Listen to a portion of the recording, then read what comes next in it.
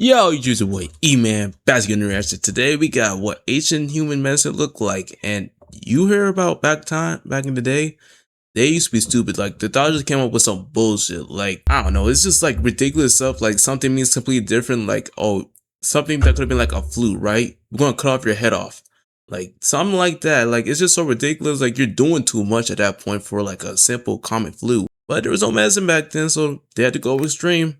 Anyways, let's get into it.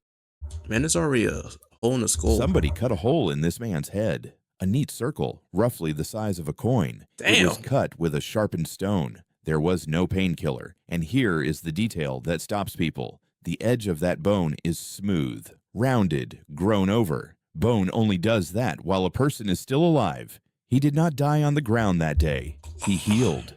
He walked around with that hole for years. Then someone opened his skull a second time. He survived that too. While they alive, like that is brain damage. I wouldn't be too far off if that man got brain damage because that's literally to your skull. Man lived in what is now France about 7,000 years ago. No metal, no writing, no idea that germs existed, and they were cutting into living human skulls. Not once, not by accident. We have found thousands of these skulls on nearly every continent. So what did medicine look like before medicine existed? It is stranger and far better than you would guess. Start with what they were actually up against. Forget disease for a moment. Think about a broken leg. You catch your foot on a rock, and the bone snaps. Nobody is coming. There is no cast, no crutch, no ambulance. You cannot hunt. You left for cannot dead. run. You cannot keep up.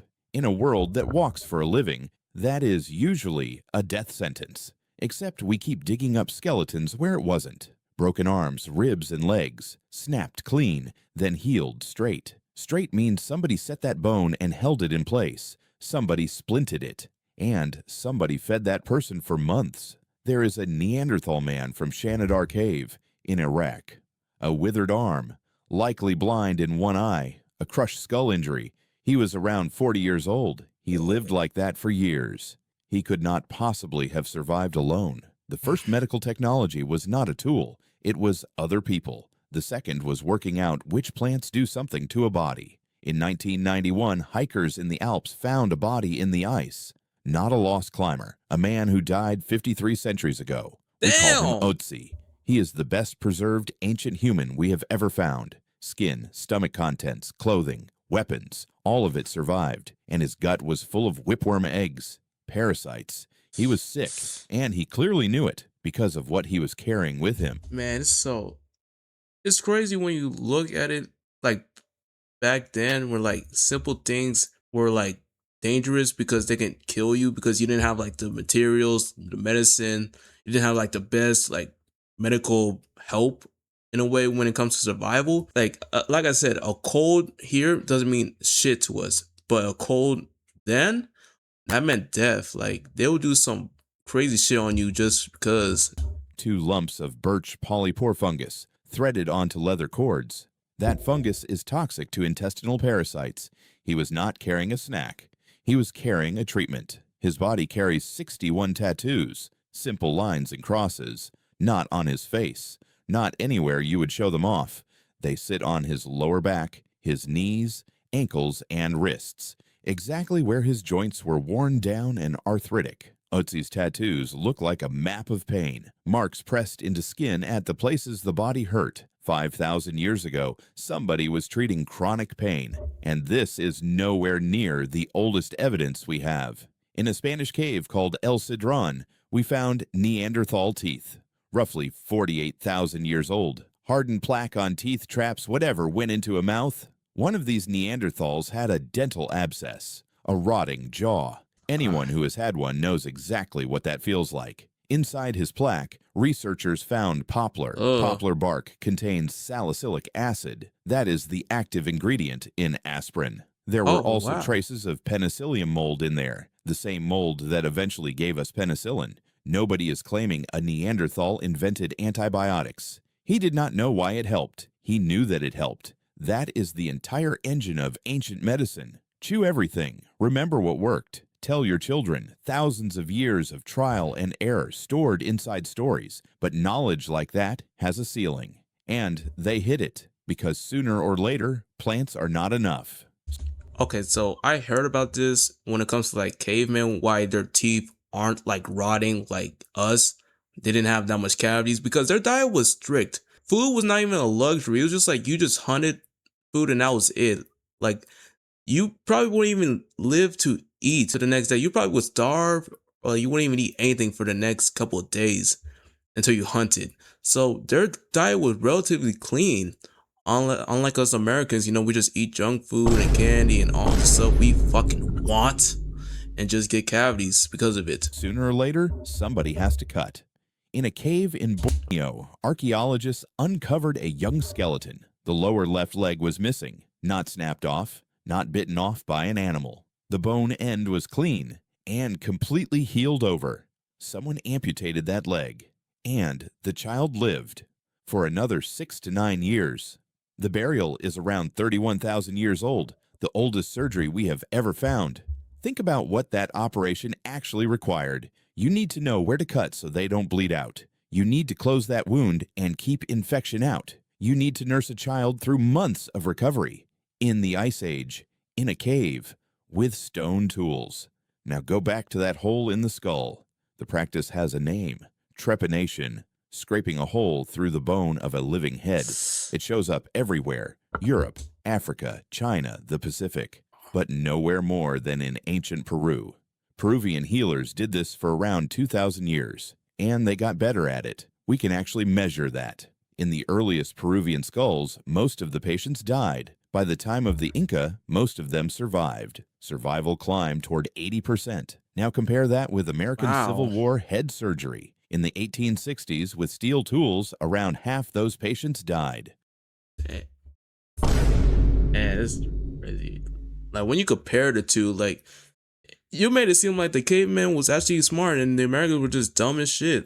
Cause isn't that now a lobotomy? Like you just caving a hole into someone's skull and like, wait, what was that even fix? Like, what does that even fix? Stone Age Peru was outperforming industrial America. The obvious question is why anyone would do this at all. A lot of it was blunt trauma to the head, a club, a sling stone, a fall, and the skull cracks inward. Pressure builds underneath. Opening the bone can save a life. That part is real medicine. It still is. We do a version of it today. It is called a craniotomy, but that does not explain all of the skulls. Some have holes with no fracture anywhere near them.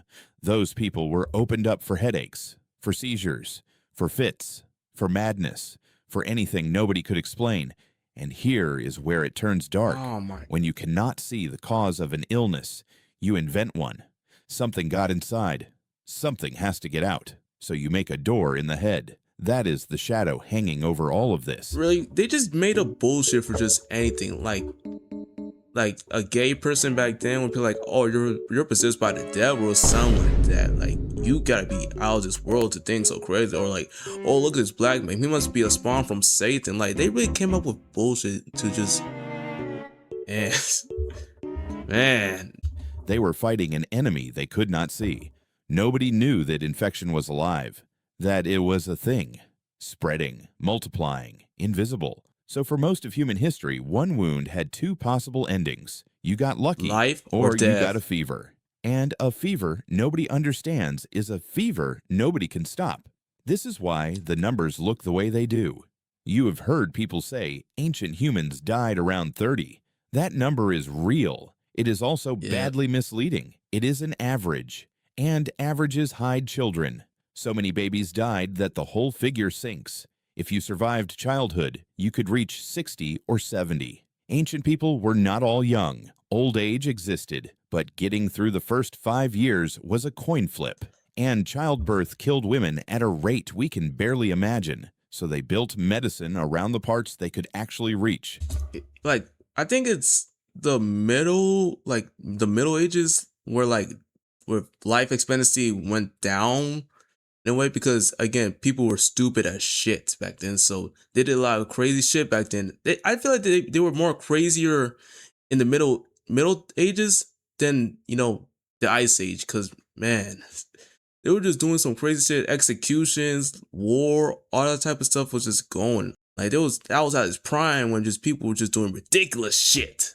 Set the bone, chew the bark, bind the wound, open the skull. Everything else went to ritual, to spirits, to prayer, not because they were stupid, but because the real answer was too small to see. One more, and this one makes people wince. At Mehrgarh, in what is now Pakistan, we found drilled teeth, 9,000 years old, 11 different people, neat holes bored into molars with a flint-tipped bow drill, the same kind of drill they used for making beads. Some show wear afterwards, meaning those people kept chewing. They survived their own dental appointment. In Slovenia, a 6,000-year-old tooth was filled with beeswax. A split in the enamel sealed shut. Someone was doing fillings before most people had seen a wheel. Eventually, people started writing all of this down. A clay tablet from Sumer, over 4,000 years old. It is a list of recipes, the oldest prescriptions we have. Later in Egypt came the Edwin Smith Papyrus,